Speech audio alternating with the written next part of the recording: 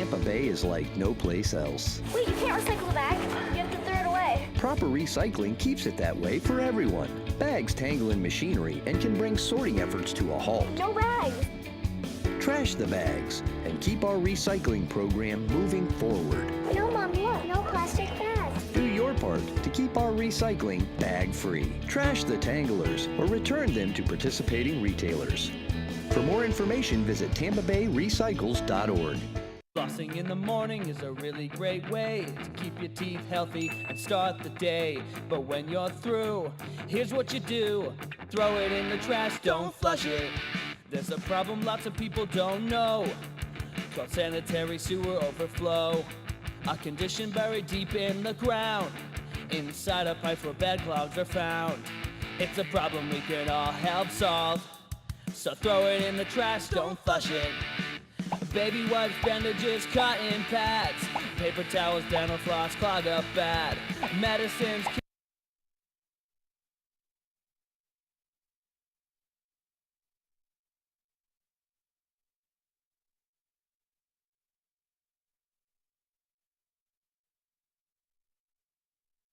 Welcome to a meeting of your Planning Commission, the official local planning agency for the cities of Tampa, Temple Terrace, Plant City, and unincorporated Hillsborough County. The Planning Commission provides innovative leadership and long-range vision that contributes to the creation of a thriving, prosperous community that offers opportunity, fairness, and choice in how we live, move, learn, work, and play. For more information about the Planning Commission, please call 813-272-5940. Follow us on social media or visit our website at planhillsborough.org.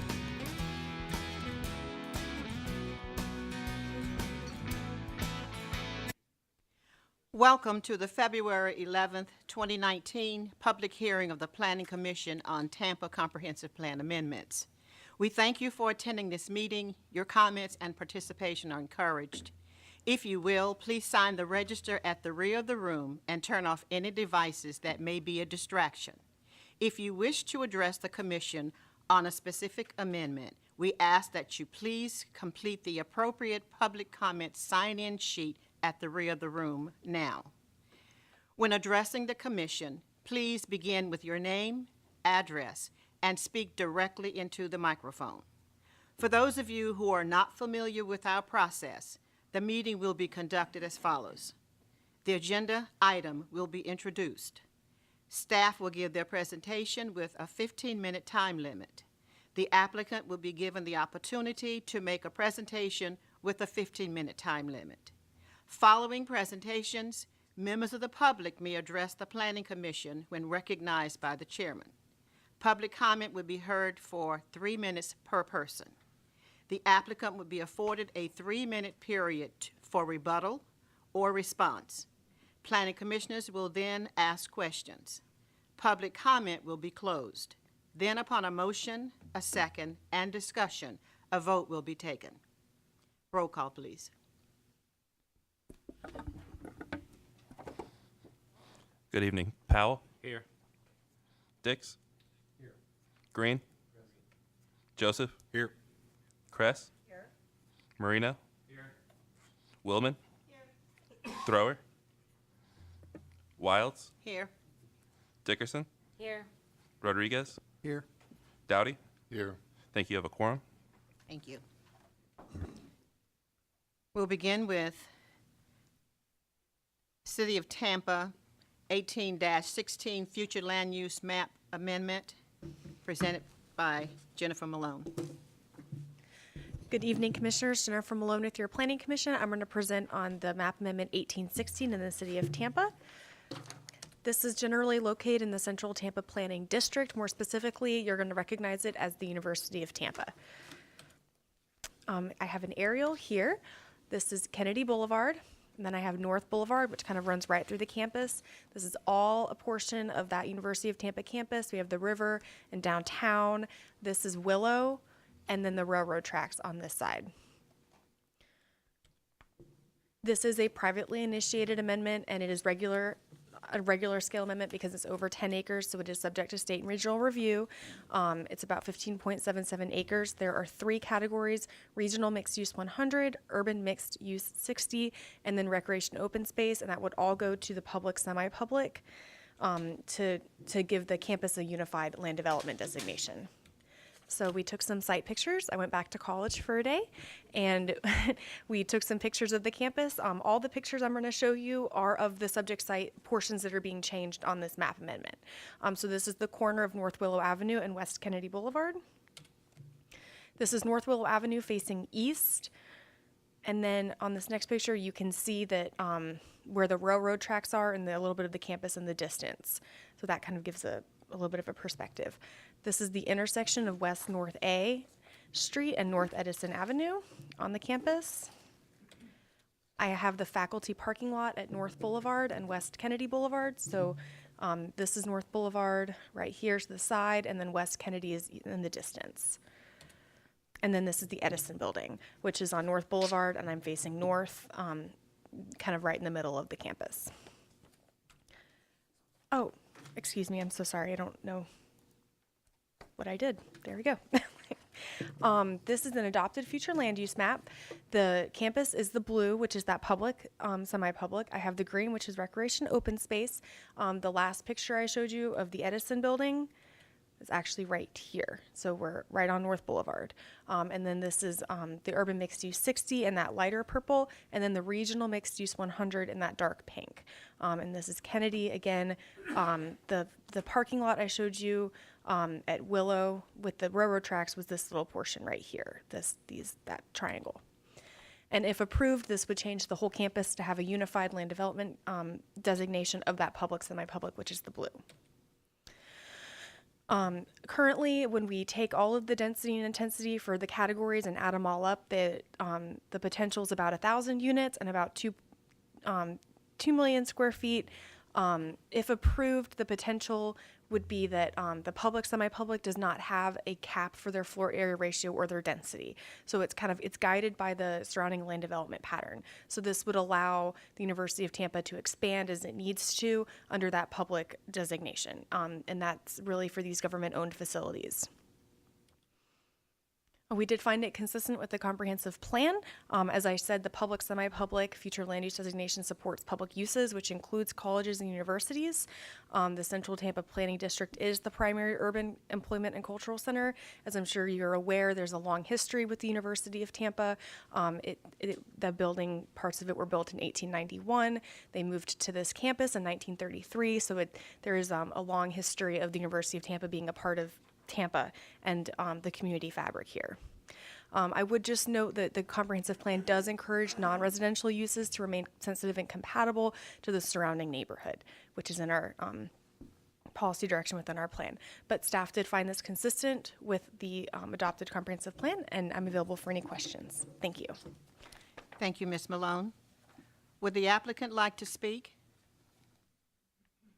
Yes, ma'am. Morris Massey with the law firm of Hillsborough Henderson, 101 East Kennedy Boulevard, Suite 3700, here in Tampa, on behalf of the University of Tampa, the applicant.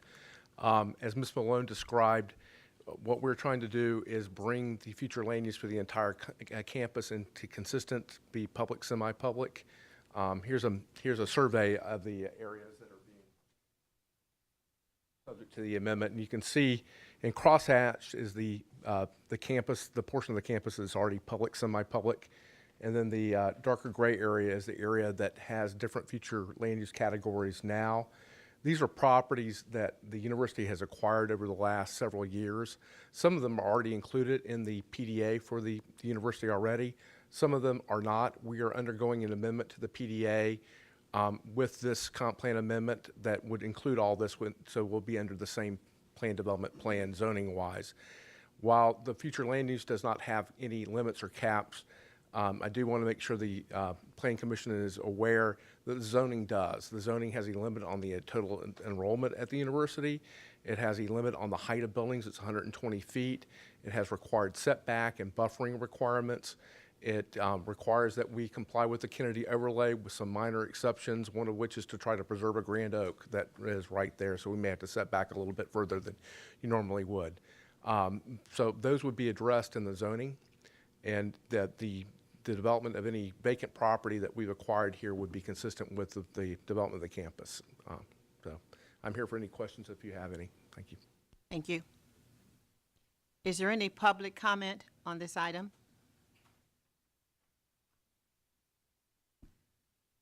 No public comment. Are there any questions from commissioners?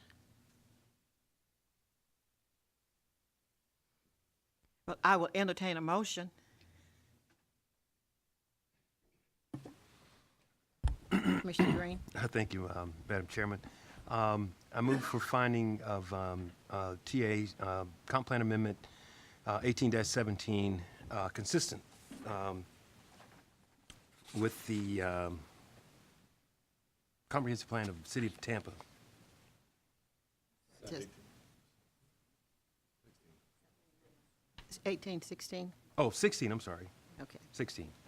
I'm looking at the wrong one. We have a motion by Commissioner Green, a second by Commissioner Kress. All those in favor of the motion, let it be known by the sign aye. Aye. Are there any oppositions? Motion is carried. Thank you very much. We're moving on to the next item, 18-17, Future Land Use Map Amendment. Mr. David Hay. Good evening, Commissioners. David Hay with your Planning Commission staff. The next item for your review is TACPA 1817, a map amendment to the future land use map.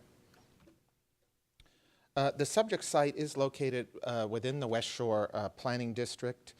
It is also located within the boundaries of the West Shore Business Center, and it is located also within the boundaries of the West Shore Palms neighborhood. It's located just to the east of West Shore Plaza.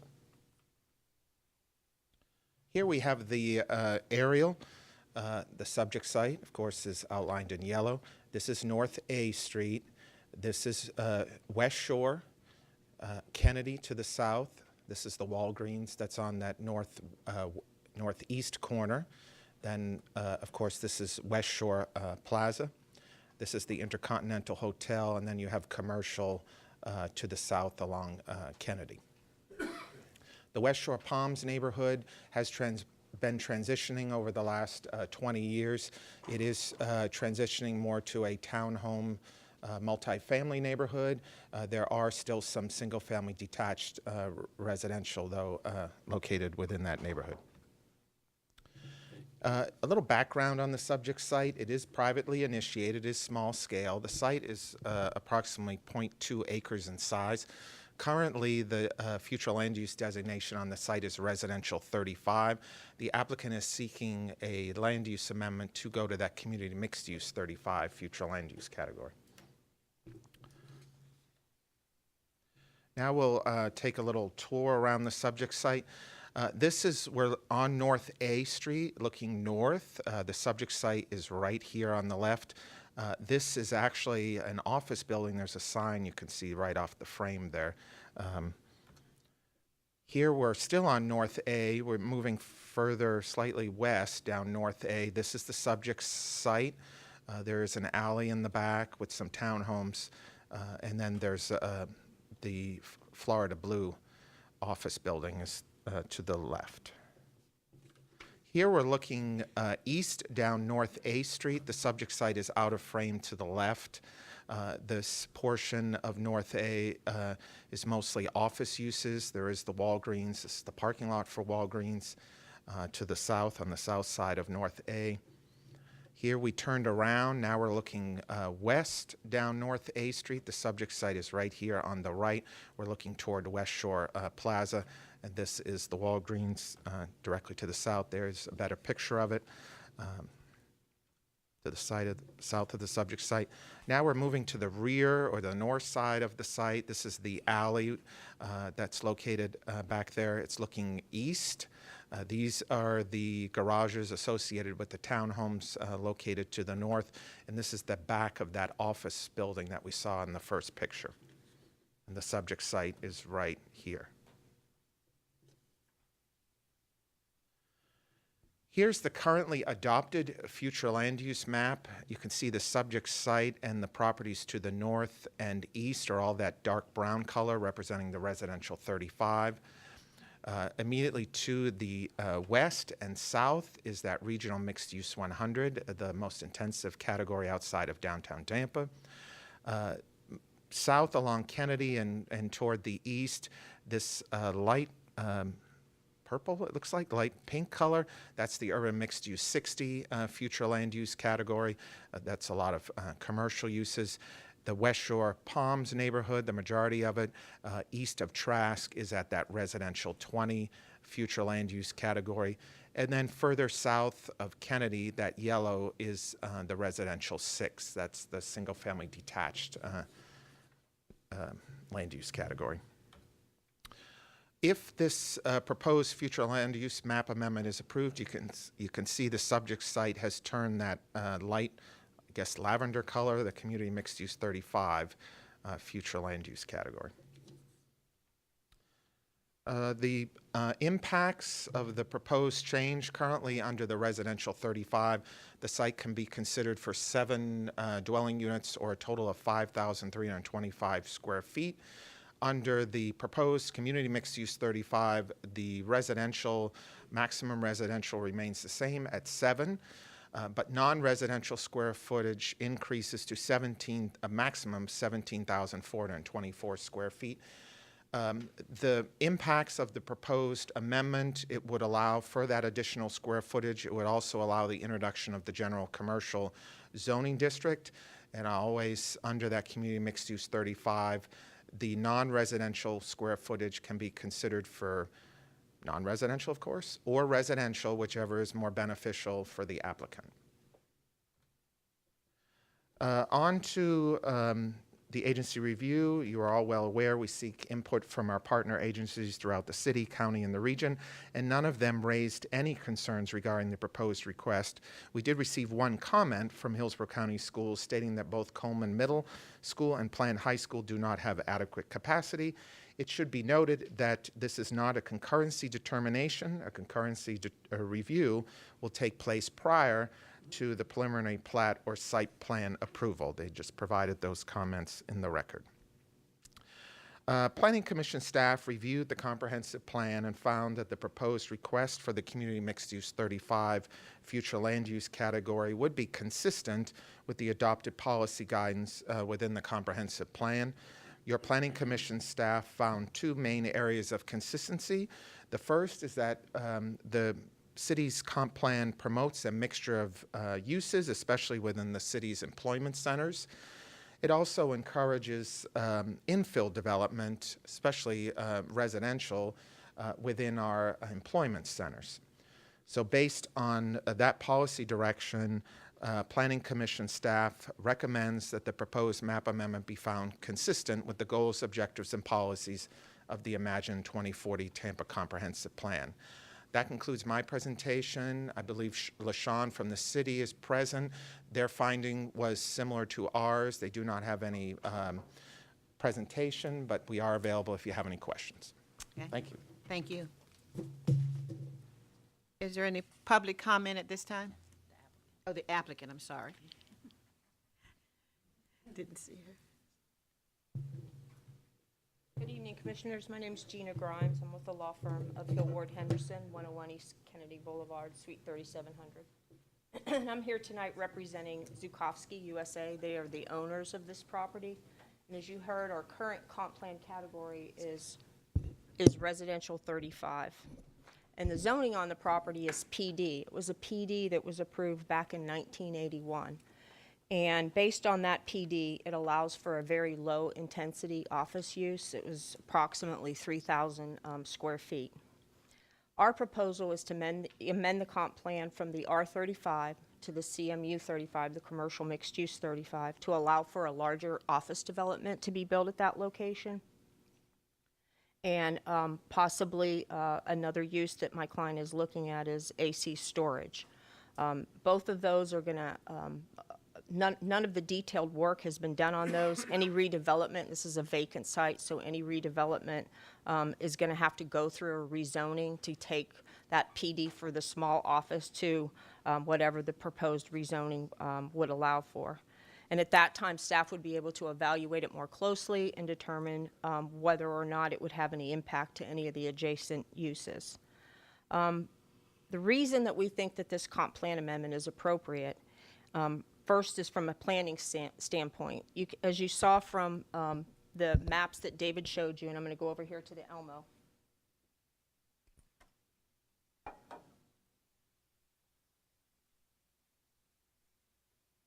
Is this working?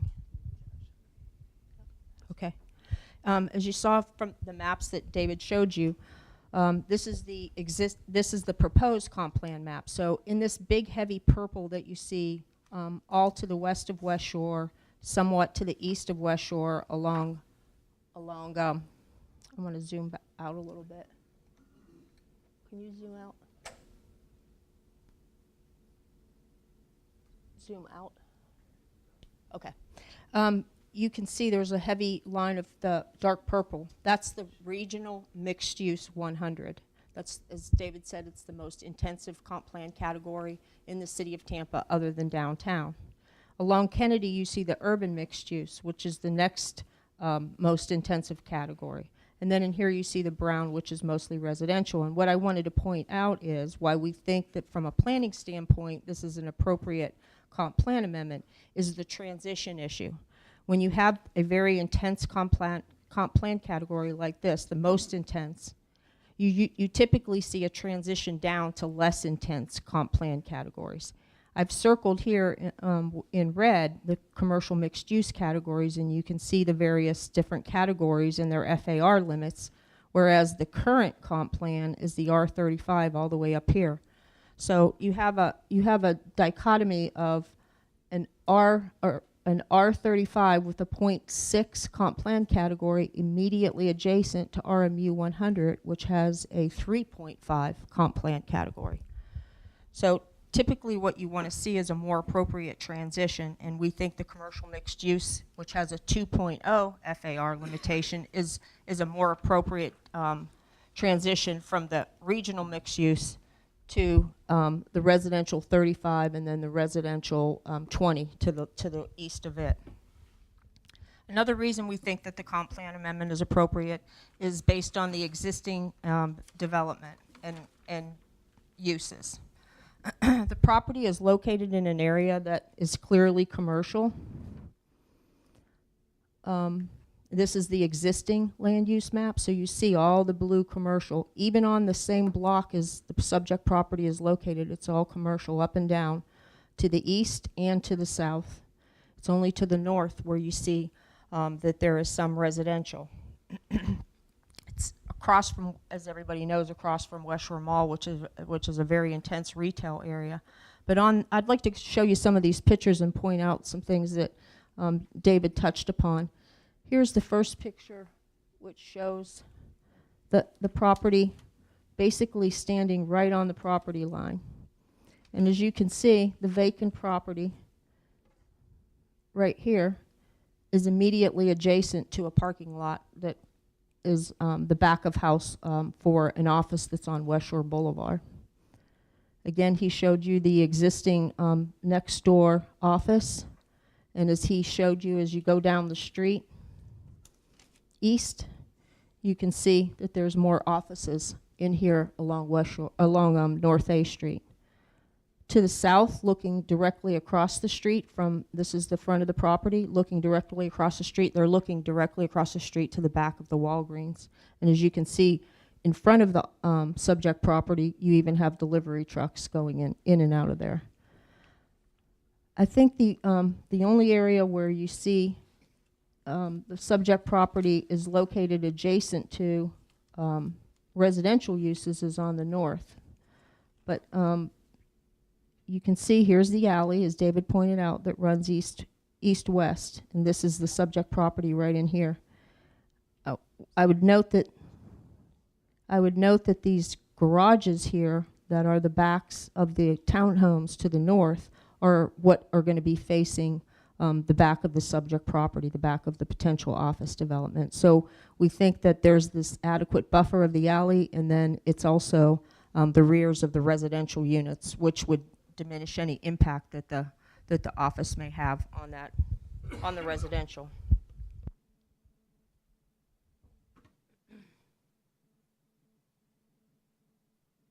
As David mentioned also, both the city and the Planning Commission staff evaluated it and found that there were no objections. He did note that there was a note from the school district about there not being adequate capacity at Plant and Coleman, which wouldn't be an issue given that we're proposing an office development.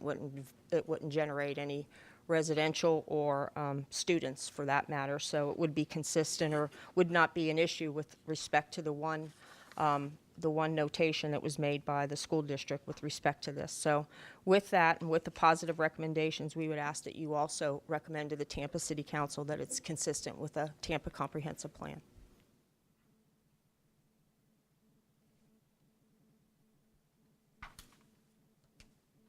Finished.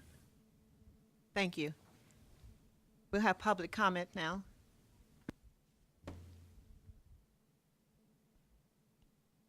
Commissioners, are there any questions, comments? Yes, Commissioner Wilmer. Thank you, Chairwoman. I have a question, maybe it's for LaShawn. If the change was made to the future land use, I'll wait for you to get up here. Hi, LaShawn. The change was made to the future land use, what would be the zoning categories available for that, and what would be like the height limit? I'm just trying to understand, like with the increase in FAR, what the height, if there are any height limitations that would be imposed by the zoning. Well, LaShawn Dock, City of Tampa, Planning and Urban Design. Under the CMU 35, the commercial mixed use 35 category, the most intensive zoning district allowed would be the uses allowed under CG, commercial general. So it's not more of your intensive commercial uses, but more of the uses that would be found and allowed within commercial general. The only other commercial district is commercial neighborhood, which is your lower intensity commercial uses.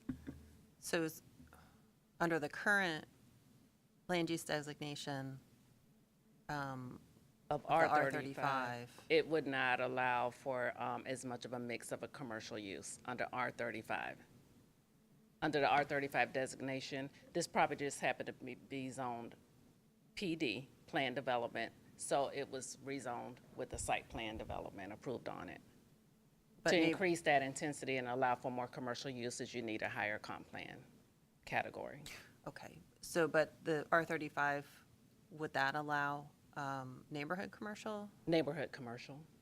Okay, but not general commercial. Correct. So it's the uses that, As you get into. Okay, thank you. Mm-hmm. Any other questions? No, Commissioner Green. Thank you, Madam Chairman. This is just a question for clarification purposes, really. David, are you still here? You showed a picture of the site and the alley where there was the wall. I guess the wall is behind the Florida Blue building, and the subject site is right adjacent to that. This No, it was no, it's sort of looking north up the just straight up behind the. Yeah, this one. Okay. that one. Yes. Okay, so so as I'm looking at the larger plan now, and I was just curious, there's an alley that's running east-west along the block, Right. and then there's an alley that runs north-south at this point. Well, our information that we have shows that there's an alley coming from North B going south. To the middle of the block. Right, to the middle of the block, and then goes out to the east. So- This was not showing as an alley.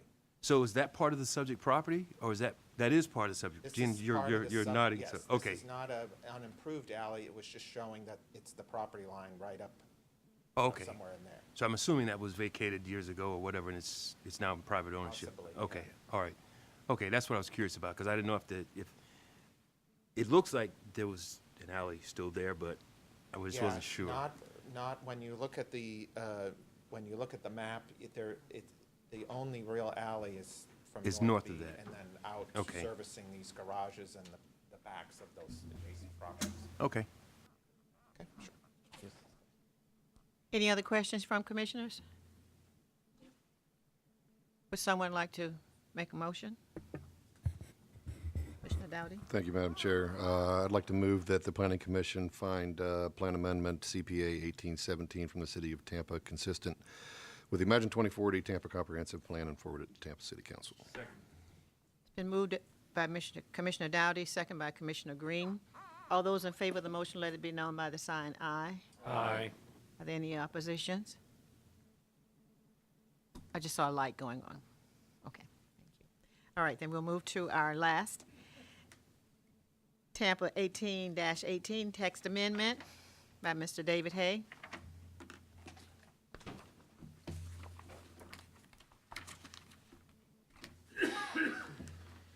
Good evening, David Hay again with your Planning Commission staff. The next item for your review is a text amendment to the Tampa Comprehensive Plan. It's text amendment 1818. First, a little background on the proposed text amendment. On June 28, 2018, Tampa City Council directed the staff of the Planning Commission, in cooperation with City of Tampa staff, to work on drafting language to provide clear direction on the appropriateness of future land use categories on water bodies. Tampa City Council also directed the staffs to provide language on when it is appropriate to fill existing waters for development purposes. Your staff reached out to the staffs of the Hillsborough County Environmental Protection Commission and Port Tampa Bay to help with the drafting of the proposed language. That proposed language is in front of you this evening. The proposed language seeks to limit any new requests for future land use designations on surface waters to the environmentally sensitive area land use category unless meeting certain requirements.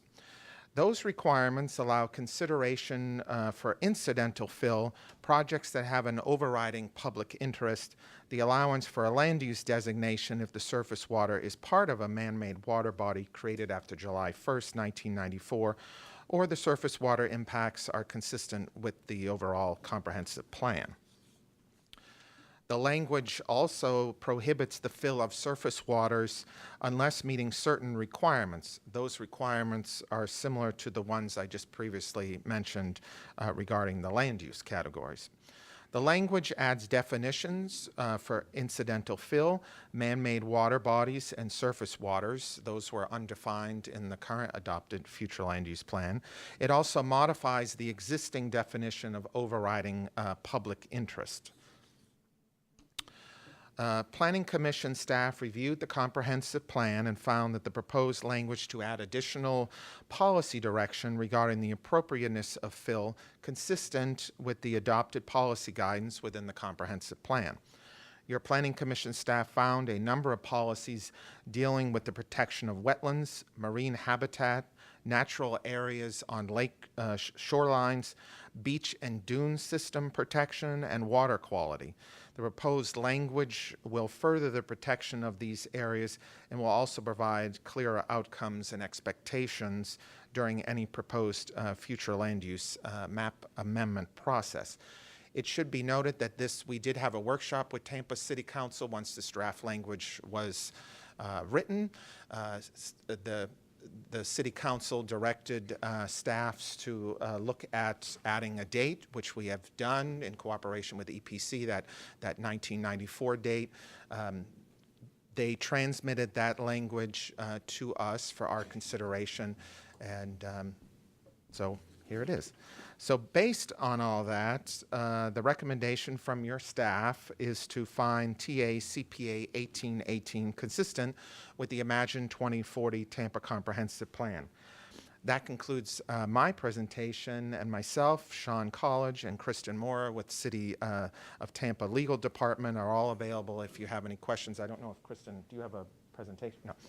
So if you have any questions, let us know. Thank you. Thank you. So there is no applicant. Okay. Any public comment? Commissioners? Chairman. Commissioner Dix? Thank you, Madam Chairwoman, and you're doing an outstanding job tonight. Thank you, sir. Thank you. Absolutely. Thank you. Mr. Hay, I still don't understand the date about how it shall not apply to man-made bodies of water created after July 1, what the rationale was behind that. I'm going to let Sean College from our staff. Okay, thank you.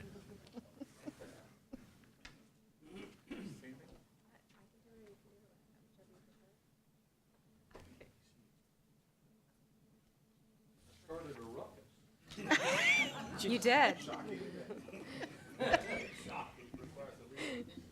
Krista Mora, City of Tampa Legal Department. The July 1st, 1994 date is a reflection of a change in Florida statutes. There was a set of regulations from 1993 that would regulate water bodies, including artificial water bodies. That regulation changed on July 1st, 1994, and we now, with artificial water bodies created after that date, we use the new regulatory system and we enforce the current regulations. So the recognition is of that change in regulatory structure for those types of wetlands. Those artificially created wetlands would be under the 1993 Act, where they have some additional rights and protections that's not in the newer regulations.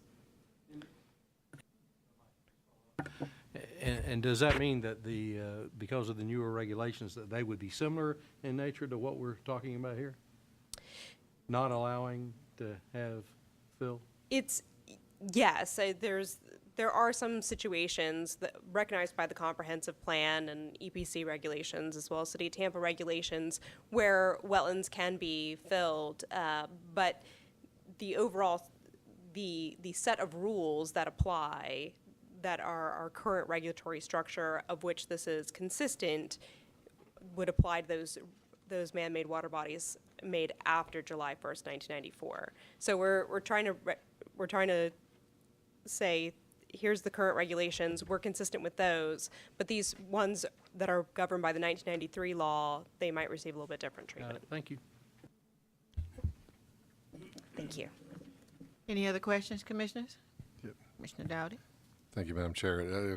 Just to follow up on that, I want to be sure that this text amendment does not create any additional prohibition or try to find the right word for it, but let's use prohibition for now. You mentioned that there were particular rules that allow fill in wetlands and that sort of thing now, and I'm trying to make sure that this does not create any additional burden that disallows what is currently allowed before this happened. Things that may call for wetland mitigation, things like there's the La Viva Shopping Plaza in Brandon where they've constructed a building on top of a stormwater pond. Those types of things are not prohibited by this. That's correct. We have an exception in there for things that are allowed under the current comprehensive plan, as well as EPC rules that would allow some impacts to wetlands. So no, that's not prohibited by this. This is specifically intended to deal with situations where you have large open water bodies and there has not been a previous history of impacting those types of wetlands. Those are the types of situations. It's really a clarification of the existing comprehensive plan in fairness. So, but no, we're not taking away those types of situations where someone could make a I agree. I just kind of want to get that description on the record. So. Most certainly. Anyone else? Thank you. Now I'll entertain a motion if somebody would like to make one. Commissioner Marine. I move that we find the proposed text change for City of Tampa CPA 18-18 consistent with the Imagine 2040 Tampa Comprehensive Plan and forward this recommendation to Tampa City Council. We had a motion by Commissioner Marino, second by Commissioner Dix. All those in favor of the motion, let it be known by the sign aye. Aye.